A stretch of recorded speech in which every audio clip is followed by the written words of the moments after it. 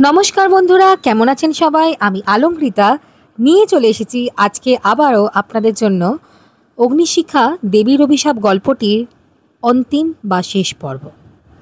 শুরু করছি আজকের গল্প। গ্রামের আকাশে নতুন সূর্য উঠেছে। অগ্নিশিখা মাটির দাঁড়িয়ে, তার চারপাশে আগুন নেই, কিন্তু বাতাসে এক অদ্ভুত শান্তি। লোকেরা জড়ো হয়েছে।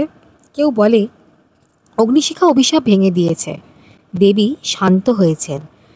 সুধা চোখে জল নিয়ে বলে, তুই শুধু আমার মেয়ে না, তুই এই গ্রামের মুক্তি। ঋষভ মন্দিরে এসে বসে, চোখ বন্ধ করে এক মনে প্রার্থনা করে যায়। সে বলে, আমি তাকে ভালোবাসি, আমি তাকে হারাতে চাই না, আমি চাই সে আবার আগুনের আলোয় ফিরে আসুক। দেবীর মূর্তির চোখের আলো জ্বলে ওঠে। সে বলে, তোর প্রেম সত্য, কিন্তু তার পথ এখন নিজের। অগ্নিশিখা জানে সে আত্মত্যাগ করেছে, তার ভিতরে আগুন নেই, কিন্তু তার হৃদয়ে আলো আছে। সে ভাবে, আমি কি আগুন ছাড়া সম্পূর্ণ? আমি কি আবার আগুনের শক্তি চাই? সে মন্দিরে যায়, দেবীর সামনে আবার দাঁড়ায়। আমি অভিশাপ ভেঙেছি, আমি প্রেম করেছি, আমি ক্ষমা করেছি। তুমি কি আমাকে আবার শক্তি দেবে মা?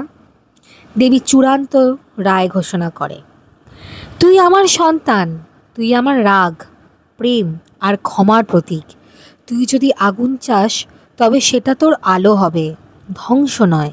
তুই যদি আলো চাস তবে সেটা তোর শক্তি হবে, আগুন নয়। অগ্নিশিখা চোখ বন্ধ করে ফেলে। আমি আগুন চাই না, আমি আলো চাই। আমি চাই আমার শক্তি মানুষকে রক্ষা করুক, পোড়াক না। মন্দিরের চারধারে আলো ছড়িয়ে পড়ে, মূর্তির চারপাশেও আলো ছড়িয়ে পড়ে। দেওয়ালে লেখাগুলো আবার জ্বলে ওঠে, অগ্নিশিখা মুক্তির প্রতীক, প্রেমের আলো, দেবীর আশীর্বাদ। অগ্নিশিখার শরীর থেকে এক লাল আভা বেরিয়ে আসে, বাতাসে মিশে যায়।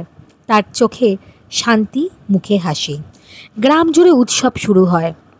লোকেরা মন্দিরে যায়, দেবীর সামনে প্রদীপ জ্বালায়। অগ্নিশিখা ও ঋষভ একসাথে আবার দাঁড়ায়। সুধাও এসে তাদের পাশে দাঁড়ায়। লোকেরা বলে, এই মেয়েটা আমাদের অভিশাপ ভেঙেছে, এখন থেকে এই মন্দিরে শুধু আশীর্বাদ থাকবে, অভিশাপ না। রাতের আকাশে তারার নিচে অগ্নিশিখা দাঁড়িয়ে থাকে। তার চোখে আগুন নেই, কিন্তু তার হৃদয়ে সেই সুন্দর কোমল আলো।